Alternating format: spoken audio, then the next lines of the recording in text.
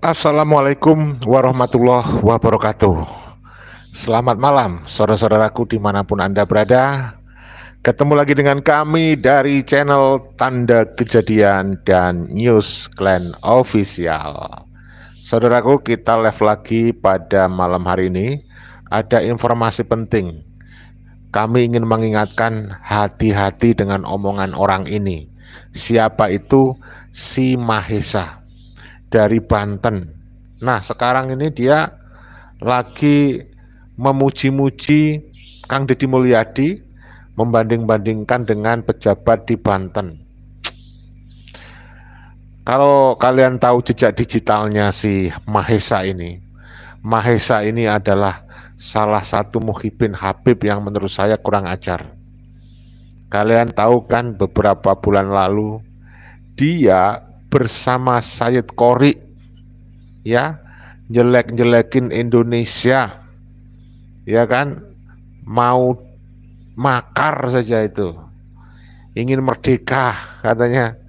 Ya Allah, Mahesa ini adalah orang yang menurut saya sama dengan tuan majikannya, sama dengan sama dengan Habib Dobolo itu, yang menurut saya omongannya mencela-mencela dan saya tidak percaya sama sekali dengan Mahesa ini ya.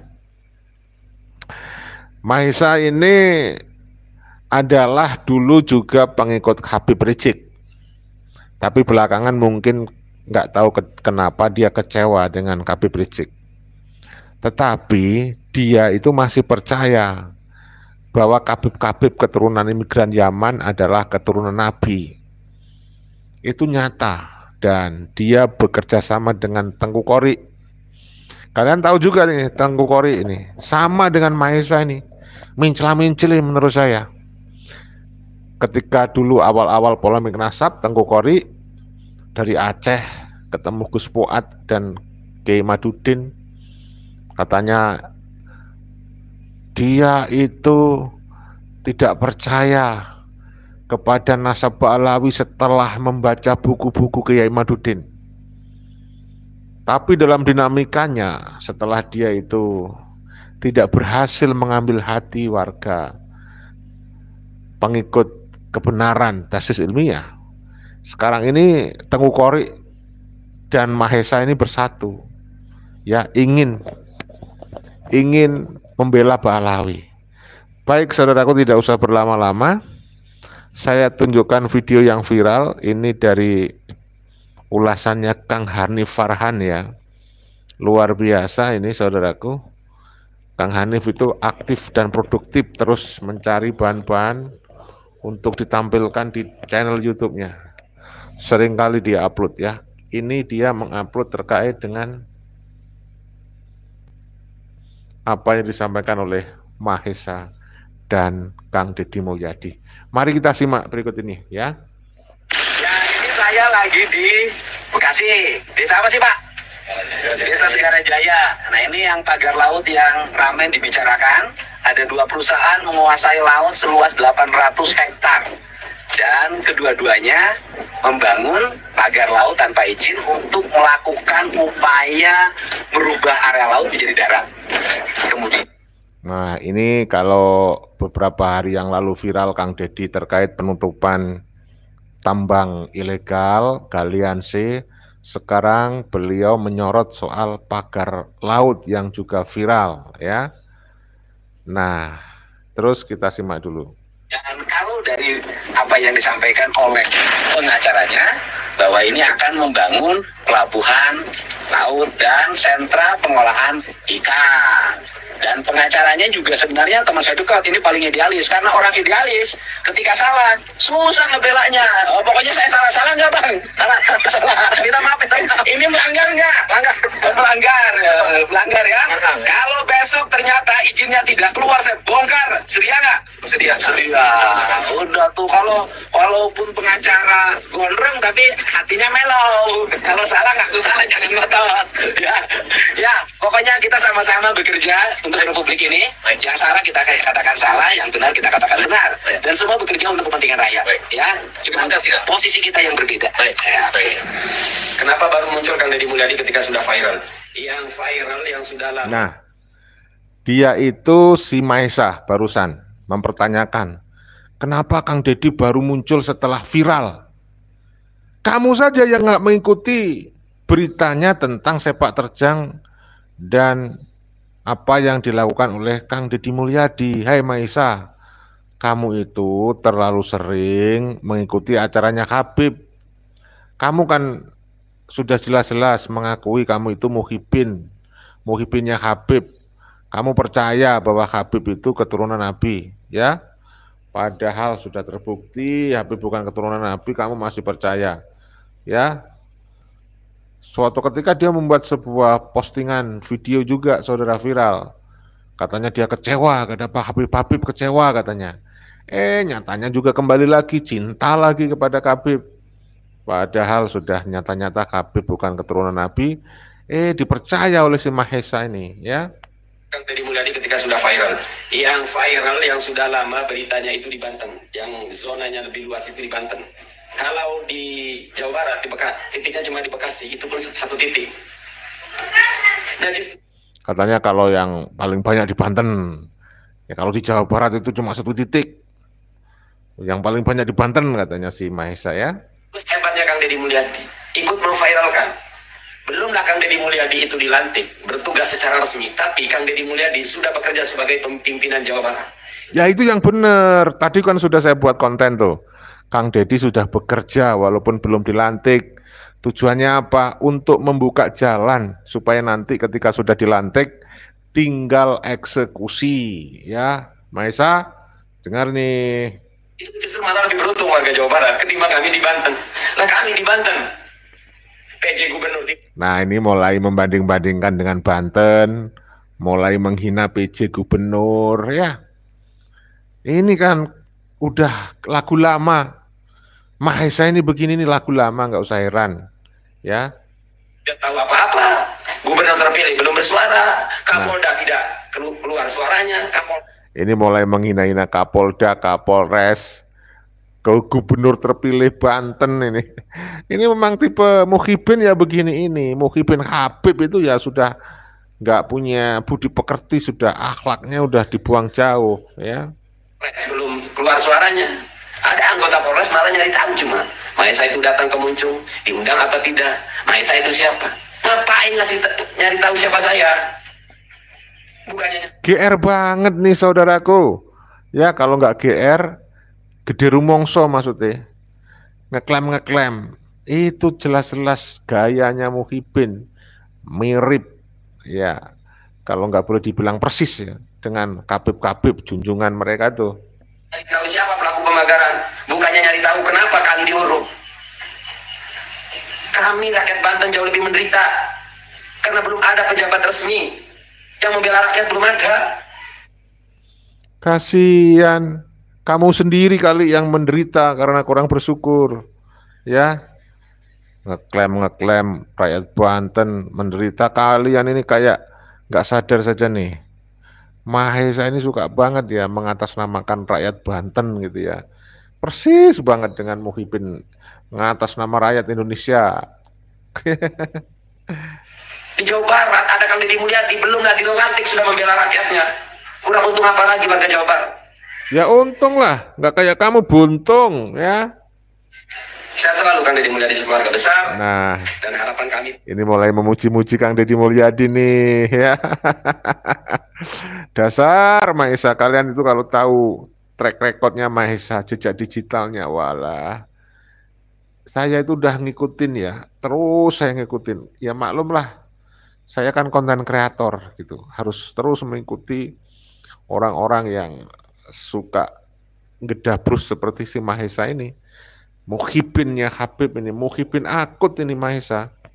Kepada Pak Andrasoni, kita tetap optimis dan husnuzon kepada beliau. Kendati beliau bukan putra daerah Banten, semoga beliau sama mencintai Banten dengan tanah kelahirannya. Amin. Saya belum tahu loh, kalau Kang Mahesa nih dengerin ini si Hanif Farhan ya.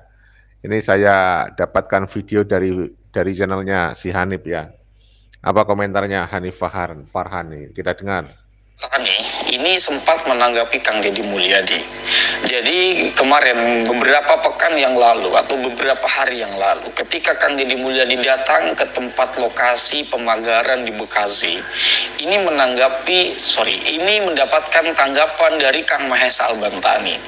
Dan Kang Mahesa Albantani dalam video tersebut ini menyindir tentang bagaimana kepemimpinan yang akan dilakukan oleh Gubernur Banten terpilih, yaitu Pak Andra Soni.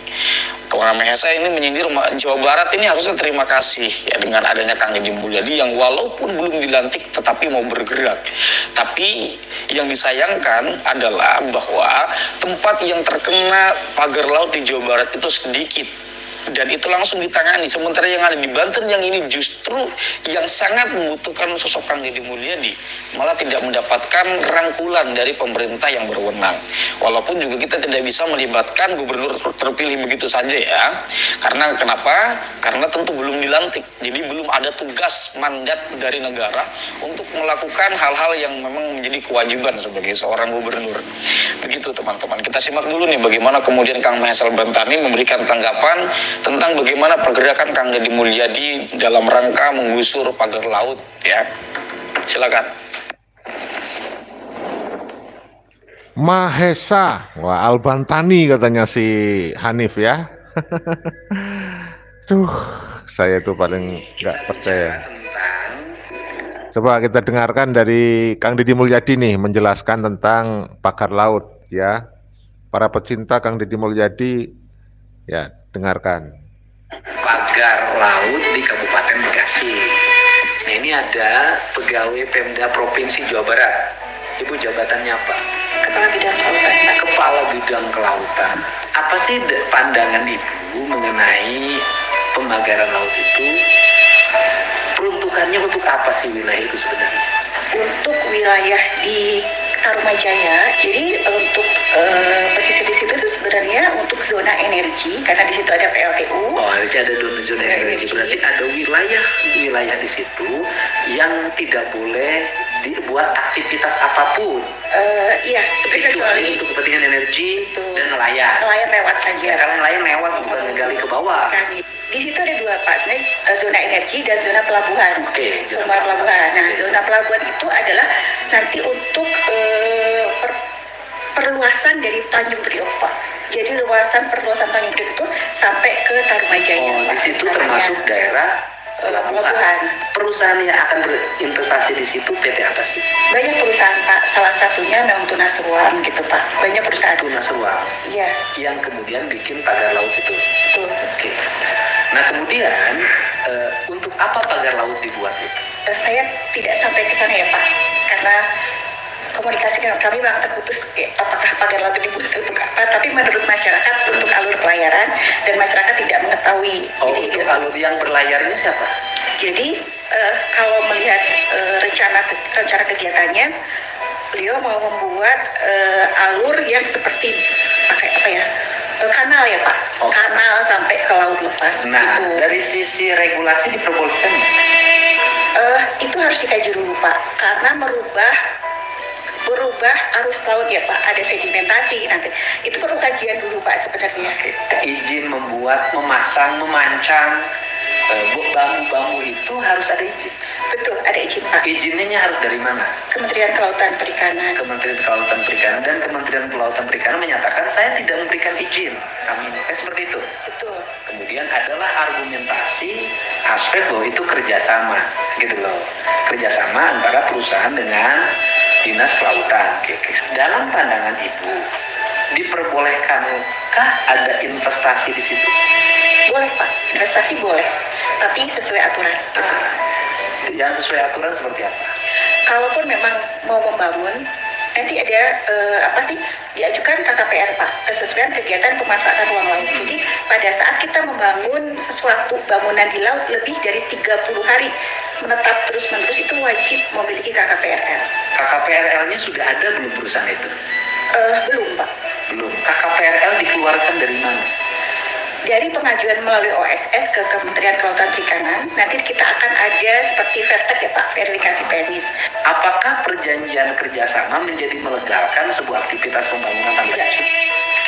Jadi walaupun ada perjanjian kerjasama, bisa dikatakan bahwa bangunan itu ilegal. Ya, karena materi isi perjanjian kerjasama itu tidak sampai ke sana. Materi perjanjian kerjasama itu hanya untuk apa yang Ibu tahu? Hanya untuk pembangunan di wilayah darat, sedangkan untuk bagian ke arah laut, walaupun betul pelabuhan perlu sarana penunjang, itu akan dilakukan sesuai ketentuan peraturan perundang-undangan. Jadi perjanjian kerjasama itu adalah perjanjian kerjasama apa yang Ibu tahu? Hanya sebatas untuk penataan TPI di arah darat.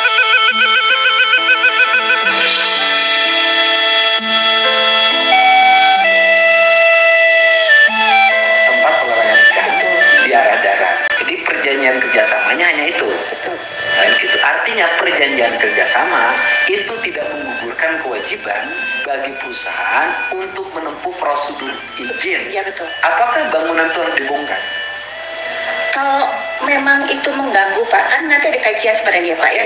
Kalau itu mengganggu, memang harus dibongkar. Ini saya baru dapat laporan Pak, hari ini tadi Dewan kan datang ke sana ya Pak. Ternyata ada ikan lumba-lumba yang terjerat di pagar itu. Mati. Mati.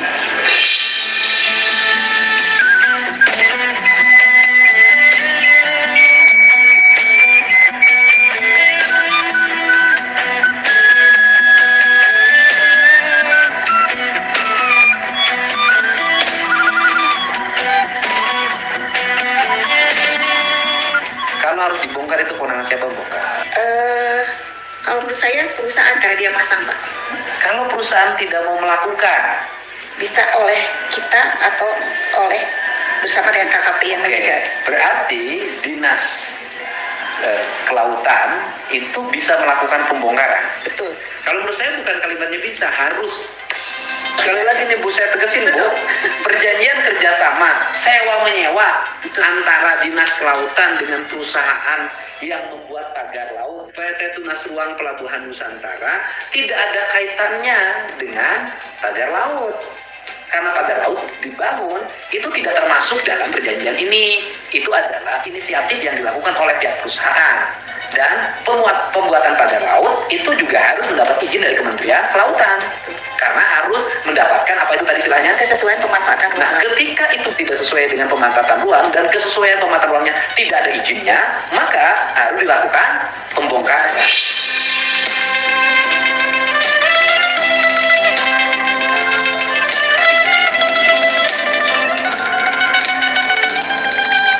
Itu dia hal-hal yang bisa Anda simak tadi mengenai apa yang telah disampaikan Kang Mahesa tentang Kang Didi Mulyadi. Jadi bukan cuma saya yang takjub kepada Kang Didi, Kang Mahesa pun begitu. Ya mungkin juga yang lain. Artinya begini teman-teman, sebetulnya di daerah Jawa Barat itu Kang Didi Mulyadi itu ya kesana kemari tambang ilegal, pembakaran dan semacam itu kan sebetulnya belum ada kewajiban untuk bertugas karena belum dilantik. Begitupun yang terjadi barangkali yang dirasakan Kang Mahesa bukan begitupun. Lain hal yang terjadi yang dialami oleh Banten, mungkin ini yang dirasakan oleh Kang Mahesa ya, bahwa di Banten itu tidak ada sosok seperti Kang Didi gitu loh, bahwa kemudian ini tidak bisa disalahkan dia. Tapi walaupun ada sindiran-sindiran katanya ada pihak-pihak pejabat dari aparat ya yang malah mencari Kang Mahesa. Ngapain mencari tahu Kang Mahesa? Ngapain cari tahu saya? Nggak penting, bukannya cari tahu siapa pelaku pemagaran laut gitu kan. Iya. Aduh ya Allah, bingung. Tapi intinya begitulah, sudah bisa dipahami ya, bahwa memang dalam hal ini yang paling terpenting adalah kesadaran masyarakat. Jadi ketika keadaan sudah begini, mungkin ada pihak-pihak bermain di luar itu mengenai tentang fenomena yang memang selama ini diperdebatkan mengenai pemagaran laut dan semacamnya. Ya mungkin saja ada pihak-pihak yang bermain, tetapi kita justru harus menjadikan fenomena ini sebagai batu loncatan bahwa kita tidak bisa sepenuhnya menyalahkan sesuatu yang berada di luar diri kita.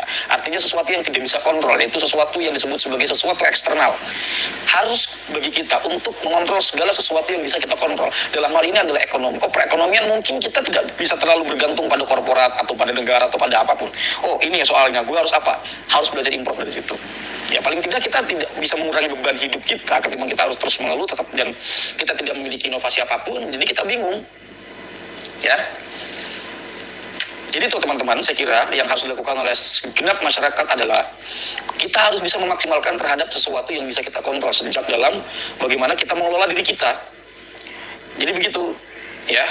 Ini yang saya lihat atau yang mesti saya katakan setelah saya menyimak tadi cuplikan dari Kang Mahyas Al-Bantani kemudian dengan Kang Deddy Mulyadi ya. Oke teman-teman, barangkali itu untuk hal-hal yang dapat saya sampaikan kurang lebih. Terima kasih Hanif Farhan. Saya kira itu ya saudaraku ya. Jadi intinya hati-hati dengan si Mahesa itu adalah Muhyiddin Habib, Muhyiddin akut ya. Dan terima kasih kepada Kang Deddy Mulyadi terus bekerja, terus berjuang untuk membangun Jawa Barat. Semoga para kepala daerah lainnya mencontoh ya apa yang sudah dilakukan oleh Kang Deddy, dan kita support setiap perjuangan untuk kepentingan warga negara seluas-luasnya. Mohon maaf, tidak saya kesempatan membaca, tidak bisa membaca komentar Anda. Video ini dibuat bukan untuk merendahkan siapapun, hanya untuk edukasi dan rekreasi. Salam perjuangan, salam Pancasila Jaya, salam NKRI harga mati, salam Bhinneka Tunggal Ika. Wassalamualaikum warahmatullahi wabarakatuh. Merdeka!